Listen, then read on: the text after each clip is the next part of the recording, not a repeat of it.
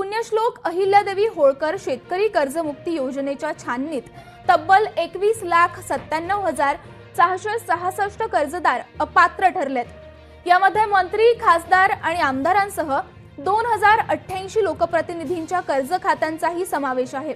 सहकार विभागाच्या आकडेवारीतून ही माहिती समोर आली आहे। विदर्भातले काही जिल्हे, पश्चिम महाराष्ट्र, सांगली, कोल्हापूर, सातारा, पुणे, त्यानंतर काल सोलापूर, लातूर आणि आज नांदेडच्या दौऱ्यावर मी आहे। उद्या हिंगोलीच्या दौऱ्यावर आहे। महाराष्ट्रातल्या शेतकऱ्यांसाठी सरकारनं जी काही अहिल्यादेवी होळकर कर्जमुक्ती योजना आणली, या योजनेमध्ये मोठ्या प्रमाणामध्ये त्रुटी आहेत आणि या योजनेमुळे 56 लाख शेतकऱ्यांचं सिबिल खराब होणार आहे। सरकारने असं म्हटलं की मुद्दल सरकार देणार आणि व्याज मात्र बँकांनी राईट ऑफ करायचं, सोडून द्यायचं, अशा पद्धतीचे निर्देश सरकारने दिलेले आहेत। पण बँका मात्र वरचे पैसे भरण्यासाठी शेतकऱ्यांकडे तगादा लावत आहे। आमचं एकच म्हणणं आहे की तुम्ही म्हटलं होतं की 2 लाखापर्यंत आम्ही सरसकट कर्जमाफी देऊ, तर जो दिलेला शब्द तुम्ही पाळला पाहिजे। आता वरचं व्याज बँका राईट ऑफ करणार म्हणजे सोडून देणार, म्हणजे त्या शेतकऱ्याच्या खात्यामध्ये समझोता हा शब्द येणार आणि त्याचं सिबिल खराब होणार। म्हणजे त्या शेतकऱ्याला एज्युकेशन लोन घेता येणार नाही, त्याला व्यापारी लोन घेता येणार नाही, पीक कर्जाशिवाय त्या शेतकऱ्याला कोणत्याही प्रकारचं लोन घेता येणार नाही। मग तुम्हाला कर्जमाफी करायची होती का शेतकऱ्यांचं सिबिल खराब करून शेतकऱ्यांचं मार्केटमधलं क्रेडिट संपून टाकायचं होतं, शेतकऱ्यांची पत संपून टाकायची होती? छुपा अजेंडा सरकारने याच्या पाठीमागे केलेला आहे। 16 लाख कोटींचं केंद्र सरकारने उद्योगपतींचं कर्ज माफ केलं, तेव्हा हा निकष का नाही लावला? आत्ता शेतकऱ्यांसाठी हा निकष का लावला? आणि शेतकऱ्यांना पैसे द्यायचे असले तर तुम्ही तिजोरीत पैसा नाही असं म्हणता, तिजोरीत खणखणाट आहे असं म्हणता। मग तिजोरीत खणखणाट आहे तर पुढचे 4 वर्ष 3 वर्ष एकाही आमदारांनी पगार घेऊ नये, त्यांनी सरकारी कुठलाही खर्च त्याच्यावर आमदारांवर करू नका, मंत्र्यांवर करू नका। कशाला खर्च करता? माजी आमदारांचे पगार थांबवा ना काही काळ, कलेक्टरांनी सचिवांचे पगार थांबवा काही काळ, अर्ध्या पगारावर आणा, 25% पगारावर आणा सुपर क्लास 1 अधिकाऱ्यांना। चाललंय काय? म्हणजे तिजोरीत पैसा नाही म्हणून शेतकऱ्याला कर्जमाफी द्यायची नाही, मग 1 लाख कोटीचा शक्तीपीठ महामार्ग करण्यासाठी तुमच्याकडे पैसा आला कुठून? हाही खऱ्या अर्थानं प्रश्न आहे। कुणी शक्तीपीठ महामार्ग मागितला होता का? मोर्चा निघाला होता का? कुणी मागणी केली होती? कुणी उपोषणाला बसलं होतं? अरे जे शेतकऱ्यांनी मागितलंय ते तुम्ही द्यायला तयार नाही आणि बळजबरी शक्तीपीठ महामार्ग आमच्या मस्तकी मारताय। शक्तीपीठ महामार्गाच्या माध्यमातून 1 लाख कोटीचा तो शक्तीपीठ महामार्ग आहे, तो होईपर्यंत तो 1.5 लाख 2 लाख कोटीपर्यंत जाईल। त्याच्यात 50% रकमेवर डल्ला हाणायचा आणि ती रक्कम लोकसभेच्या निवडणुकीमध्ये निधी म्हणून वापरायची, पैसे वाटायचे, असा याच्या पाठीमागचा अजेंडा आहे सरकारमधल्या लोकांचा। हे प्रोजेक्ट काय सामान्य लोकांच्या भल्यासाठी थोडीच असतात। हे प्रोजेक्ट सत्ताधारी पक्षाच्या लोकांना फंड उभा करण्याचं एक साधन आहे, त्याच्यातनं पैसा हाणता येतो, तो कोणाच्या लक्षात येत नाही। म्हणजे सामान्य माणसाच्या खिशावर दरोडा घालण्याचं काम हे सरकार त्या ठिकाणी करत आहे। आमचं म्हणणं आहे शक्तीपीठ महामार्ग थांबवा, समृद्धी महामार्ग झाला। मुंबईला जायचं आमचं 2 तासाचं अंतर कमी झालं, 11 तास लागत होते 9 तासात आम्ही जातो, 10 तास लागत होते 8 तासात जातो, 7 तासात जातो, इतकंच झालं ना। शेतकऱ्यांचं एक्सपोर्ट किती वाढलं, शेतकऱ्यांच्या जमिनी गेल्या, शेतकऱ्यांचा शेतमाल किती निर्यात होतो, कोणत्या बंदरावर आमचा शेतमाल चालला? अजिबात नाही। एका बाजूला सोयाबीनमध्ये लुटायचं, कापसात लुटायचं, बोगस बियाणं मार्केटमध्ये आणायचं। तुमच्या नांदेड जिल्ह्यामध्ये आणि हिंगोली जिल्ह्यामध्ये मोठ्या प्रमाणामध्ये आंध्र प्रदेश आणि तामिळनाडूतून बोगस कंपन्या काम करत आहेत, बोगस सीड्स कंपन्या या भागामध्ये मोठ्या प्रमाणात आहेत बाँड्री असल्यामुळे। आणि PGR नावाचा जो ॲटम आहे, प्लॅन्ट ग्रोथ रेग्युलेटर, म्हणजे पिकाच्या वाढीसाठी जे जैविक टॉनिक असतं त्यात पाणी विकलं जातं। हिंगोली जिल्ह्यात 750 कंपन्या आहेत, तुमच्या जिल्ह्यात सुद्धा 700-800 कंपन्या आहेत। या बोगस कंपन्या कुणाच्या आशीर्वादानं चालत आहेत? या सीड्स कंपन्यांकडून आणि या पेस्टिसाइड कंपन्याकडून मोठ्या प्रमाणामध्ये फंड घेतला जातो, हप्ते घेतले जातात आणि शेकडो कोटींची उलाढाल कृषी खात्यामार्फत केली जाते आणि यांना अभय दिलं जातं। म्हणून आमचं म्हणणं आहे की 1966चा जो सीड ॲक्ट आहे, त्या सीड ॲक्टमध्ये बदल करा आणि कठोर शिक्षेची तरतूद करा। ज्यांनी बोगस बियाणं शेतकऱ्याला विकलं त्याला जन्मठेपेची शिक्षा लागली पाहिजे, त्याची धिंड निघाली पाहिजे मार्केटमधून, कारण त्यांनी सामान्य माणसाच्या जीवनाशी खेळ करण्याचं काम केलेलं आहे। हे सगळं चाललं कसं? एका सिनेमातला डायलॉग आहे, जर पोलिसांनी ठरवलं तर मंदिरासमोरची चप्पल पण चोरीला जाऊ शकत नाही, सरकारने ठरवलं तर बोगस बियाणाचा एकही दाणा मार्केटमध्ये येऊ शकत नाही. पण सरकारचं या कंपन्यांना अभय आहे, सरकारमधल्या लोकांचं अभय आहे. मी पुढच्या आठवड्यामध्ये कोणते कोणते कृषी विभागाचे राज्य पातळीपासून खालच्या पातळीपर्यंत कोणते कोणते अधिकाऱ्यांचे किती किती हप्ते ठरलेले आहेत हे मी पुराव्यासहित सांगणार आहे. पुण्यात येऊन दाखवतो गंमत त्यांना काय आहे ते. महाराष्ट्रातल्या शेतकऱ्यांच्या पुत्रांची ताकद काय एकदा दाखवून देऊ.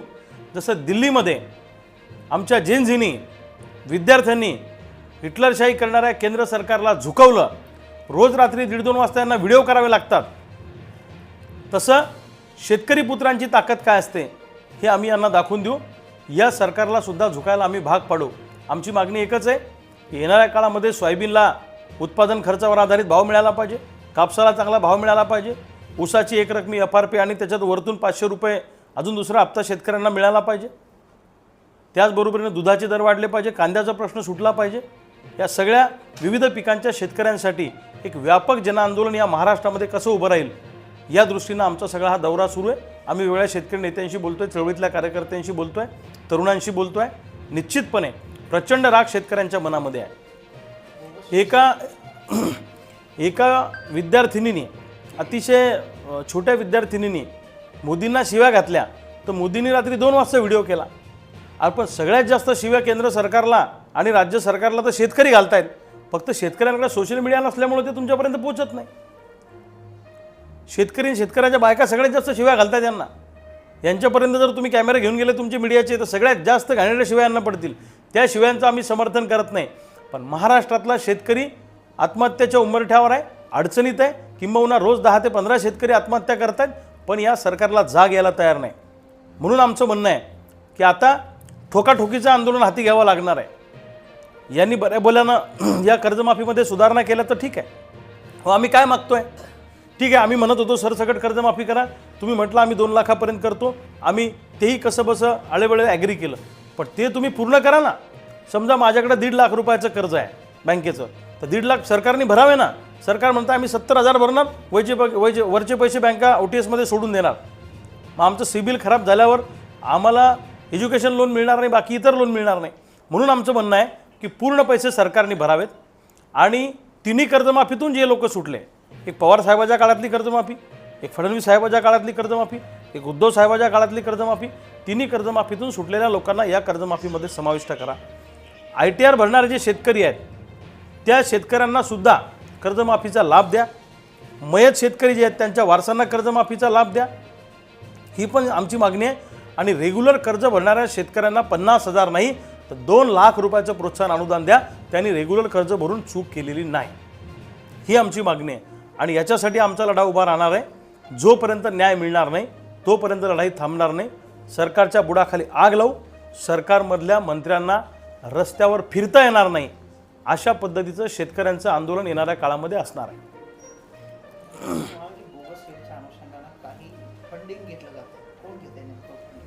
नाही, याच्यामध्ये तालुका कृषी अधिकारी आहेत, जिल्हा कृषी अधिकारी आहेत, कृषी आयुक्त आहेत, कृषी सचिव आहेत, कृषी मंत्री आहेत.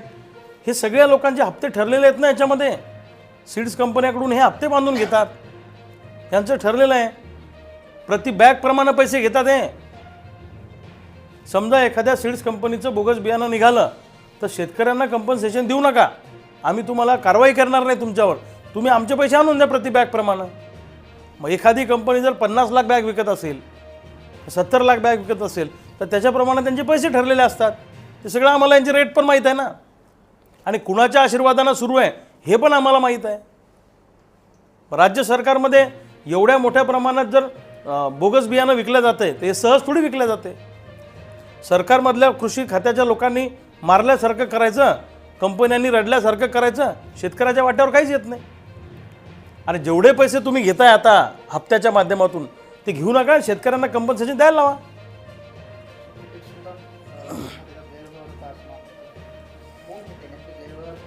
हे बघा, राजकारणात येऊन श्रीमंत होण्याचे जे काही सत्ताधारी लोकांचे किंवा प्रस्थापित लोकांचे जे मार्ग आहेत त्यामधला सगळ्यात महत्त्वाचा मार्ग आहे की रस्त्याचा कॉन्ट्रॅक्ट घेणे. त्यात किती पैसे आणले समजतच नाही ना. तसं शक्तीपीठमध्ये तुम्ही काय वापरलं, किती वापरलं, कसं केलं, कोण विचारणार आहे त्यांना?